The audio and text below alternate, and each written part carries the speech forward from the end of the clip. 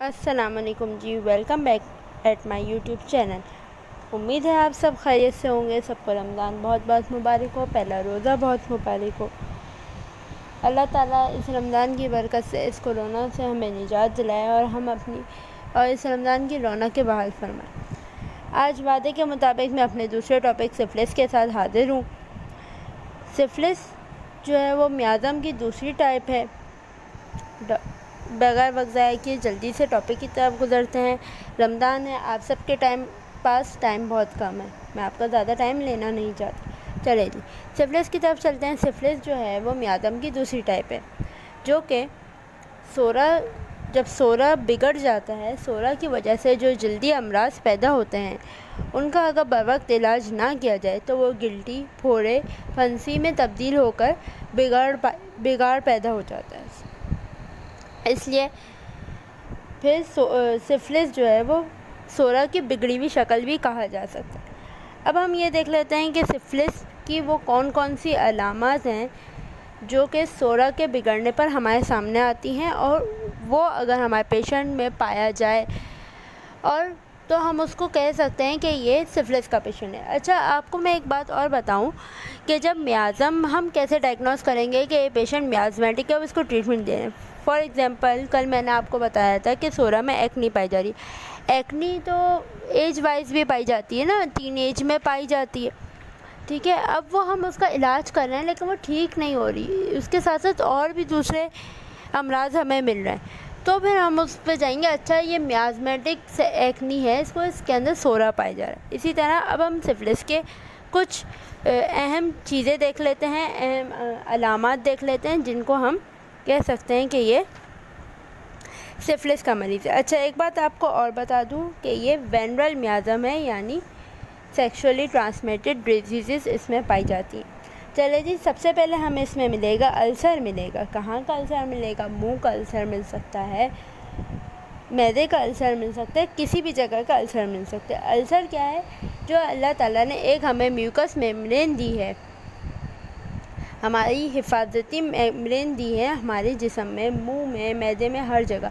वो मेम्ब्रेन, वो झिल्ली कट पिट जाती है, ज़रा सी उसमें दरारें आ जाती हैं, तो वो अल्सर की कंडीशन कहलाती है, ठीक है। दूसरी हमें मिलेगी जैक्ट एजेस, यानी मिसाल के तौर पर मुंह के किनारे पके हुए हैं, मुंह की जो किनारे हैं वो पके हुए हैं, किसी भी जगह के किनारे पके हुए होंगे, उंगलियों के किनारे पके हुए हैं, पैरों की उंगलियों के किनारे पके हुए हैं, नाक के किनारे पके हुए हैं, कहीं कोई भी जगह है वहाँ के किनारे पके हुए होंगे। उसके बाद हमें जिल्द पे क्रैक्स मिलेंगे, किसी भी जगह की जिल्द होगी वो कटी फिटी होगी, उस पे क्रैक होंगे। जैसे आपने बहुत से देखा होगा लोगों की सर्दियों में पैरों की एड़ियाँ फट जाती हैं, लाजमी नहीं सर्दियों में फटें। जो सिफिलिटिक मियाज़म का पेशेंट होगा उसकी पैरों की एड़ियाँ या कहीं भी किसी भी जगह की जिल्द हर वक्त कटी फिटी रहेगी। उसके बाद आ जाता है ड्यूडेनल अल्सर। मैंने आपको ऊपर भी बताया कि अल्सर मिलेगा, यानी ड्यूडेनल का यानी बड़ी आंत का अल्सर भी मिल सकता है। उसके बाद म्यूकस मेम्ब्रेन, यानी मैंने आपको अभी थोड़ी देर पहले ही बताया कि म्यूकस मेम्ब्रेन जो अल्लाह ताला ने एक झिल्ली हमें हमारे जो जिस्म के ऑर्गन्स हैं उनको बचाने के लिए, उनको महफूज रखने के लिए अल्लाह ताला ने ये झिल्ली दी है। ये झिल्ली कट फिट जाती है तो अल्सर की कंडीशन आ जाती है, जिसको हम कहते हैं कि म्यूकस मेम्ब्रेन।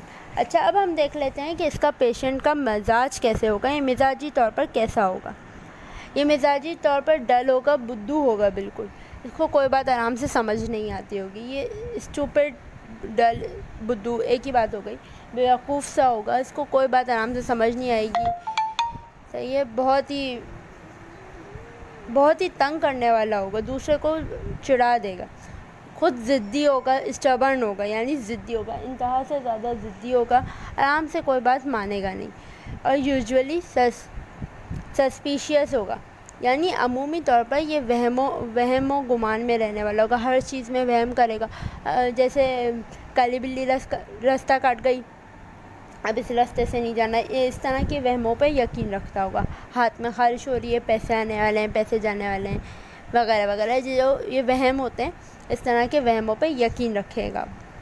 उसके बाद वो मेलनकोलिक होगा, यानी इंतहा से ज़्यादा बातूनी होगा खुद, और लेकिन खुद पसंद होगा, अपने आप को बहुत पसंद करेगा। जैसे सोरा का पेशेंट है, सोरा का पेशेंट भी मेलनकोलिक होता है, खुद पसंद होता है, बातूनी होता है, और सिफिलिस का भी होता है। क्यों होता है सिफिलिस का? क्योंकि सिफिलिस सोरा की बिगड़ी हुई शक्ल है, ठीक है। उसके बाद इसकी याददाश्त बहुत कमज़ोर होगी, फॉरगेटफुलनेस पाई जाएगी, कुछ भी इसको याद नहीं रहेगा, यहाँ तक कि अपनी रखी हुई चीज़ भी याद नहीं रहेगी इसको। फॉर एग्ज़ाम्पल अपना अगर चश्मा पहनता है, चश्मा रख के भूल जाएगा, मोबाइल रख के भूल जाएगा, कोई भी चीज़ उसको रखी हुई याद नहीं रहेगी। फिर नंबर 9 पे बहुत अहम बात मिलती है कि इसके बाल बेइंतहा झड़ेंगे, हेयर फॉल पाया जाएगा, गंजपन पाया जाएगा इसके अंदर बेइंतहा। फिर मिलता है बोन्स पेन, यानी इसके जिस्म, इसकी हड्डियों में बहुत दर्द होगा। हड्डियाँ भुरभुरी नहीं होंगी, लेकिन हड्डियाँ दुखेंगी, बहुत ऐसी दुखेंगी जैसे बहुत काम करता हो, बहुत कितनी मज़दूरी, कितने बाहर जोड़ने वाले काम करता हो, लेकिन ऐसा वो करता नहीं होगा, लेकिन उसमें दर्द ऐसा ही होगा हड्डियों का। बाद दफ़ा कहेगा भी कि हड्डियाँ ऐसी दुख रहेंगी जैसे अभी टूट के गिर जाएंगी, इस तरह का दर्द मिलेगा। उसके बाद इसकी स्किन मिलेगी स्टिकी, ग्रीसी, और इसका पसीना ऑफेंसिव स्वेट होगा, यानी इसकी स्किन जो है चिपचिपी होगी, गंदी, गलाजत वाली दिख रही होगी, बहुत गिंद आ रही होगी इसकी स्किन को देख के, और इसका पसीना जो है वो इंतहा से ज़्यादा बदबूदार होगा, खट्टी बू आएगी इसके पसीने से।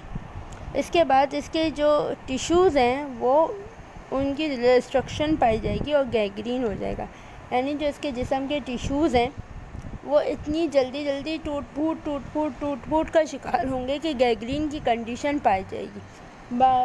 कोई भी उसको बहुत जल्दी फ्रैक्चर्स से गुजरना पड़ेगा, और वो फ्रैक्चर्स गैंग्रीन में तब्दील हो जाएंगे। लाजमी नहीं गैंग्रीन फ्रैक्चर से ही हो, और भी बहुत सारी वजूहात होती हैं गैंग्रीन होने की। इंशाल्लाह किसी वीडियो में आपको गैंग्रीन तफसील से बताऊंगी। और उसके बाद इसको गनोरिया और सिफिलिस जैसी 2 अहम बीमारियों से गुजरना पड़ता है। ये दोनों बीमारियां आपको पता है बहुत ख़तरनाक हैं, सेक्सुअली ट्रांसमिटेड हैं, और अगर इनका इलाज ना किया जाए तो ये फिर नस्ल दर नस्ल भी चलती हैं, क्योंकि ये आगे ट्रांसफ़र होती है, इनहेरिटेंस में ट्रांसफ़र होती है। ठीक है जी, अब हम आ जाते हैं उन दवाइयों पे जिनकी वजह से हम सिफिलिस के मरीज़ का इलाज कर सकते हैं। एक तो आपने शायद सुनी हो मर्क्यूरस सोलिबिलस, ये है king of anti syphilitic medicine. ठीक है, अच्छा मैं आपको एक बात बताऊं, ये दवाई आप यूज़ कर सकते हैं बिला झिझक होकर। कोई बंदा हो ना जिसका मुंह बहुत पकता हो, उसको मैदे का मसला हो, ठीक है, उसकी मैदे में अफाड़ा रहता हो, उसको गैस का एसिडिटी का प्रॉब्लम रहता हो, उसको कब्ज़ का प्रॉब्लम रहता हो, और फिर उसका मुंह भी फिर उसका मुंह पक गया हो, ठीक है, 1 छाला हुआ, 2 छाला हुआ, ज़्यादा छाले हो गए, उसको आप बिना डरे, बग़ैर खौफ के आप ये मेडिसिन दे सकते हैं आराम से, मर्क्यूरस सोलिबिलस। उसके छाले यूँ चुटकियों में ठीक होंगे, चुटकियों में। ठीक है, उसके बाद एक बहुत अच्छी मेडिसिन है ऑरम मेटालिकम। उसके बाद एक है क्रोटलस हॉर्डस, फॉस्फोरस और लिकेसिस। ये कुछ मेडिसिन है जो सिफिलिस की बीमारी को, सिफिलिस के मियाज़म को का इलाज करने में हमें बहुत मदद देती है, और बहुत कारामद और बहुत मौज़ूदन तौर पर इलाज में काम आती है।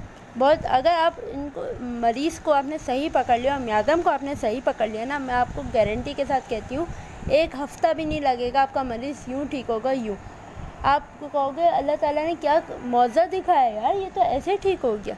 ठीक है जी, अब इंशाअल्लाह साइकोसिस मैं आपको कल इंशाल्लाह अगली वीडियो में बताऊंगी, तफसील के साथ बताऊंगी। उसके लिए आपको मेरी वीडियो करनी पड़ेगी लाइक एंड सब्सक्राइब, और बेल आइकन ज़रूर दबा दीजिएगा ताकि आपको पता चल जाए कि मैंने वीडियो अपलोड कर दी है। तब तक के लिए अल्लाह हाफ़िज़, मुझे अपनी दुआओं में याद रखिएगा।